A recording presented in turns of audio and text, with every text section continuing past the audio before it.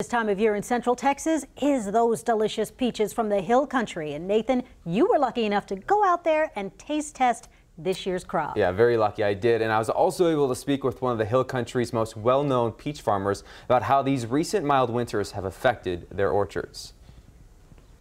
It's home to some of the finest vineyards and some of the sweetest peaches on the planet. The Texas Hill Country just west of Austin brings visitors from all over to its scenic countryside every year. When we saw the sign, we decided to stop here. Berg's Corner Peaches is a staple near Fredericksburg. Perfect.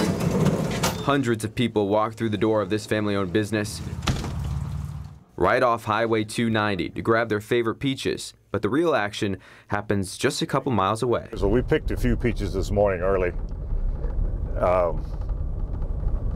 But we did not have a large picking today. Jimmy Dicker has been growing peaches with his family on this same orchard since he was 10. So where are we going now? We're going down here in the other part of an orchard to where the peaches are getting ripe now, so you can see peaches on the tree. This year is not quite as big a crop as what we're normally accustomed to. Jimmy has seen a lot over the years, but this winter took him by surprise. We had peaches change in color in March. I have never in my life seen that. And so it's been an early crop. We've had peaches since in mid-April this year. Most trees need at least 750 hours of chilling, but this year the orchards didn't come close. Now this variety here was a little harder hit. It has peaches in it. See, it has green peaches in it.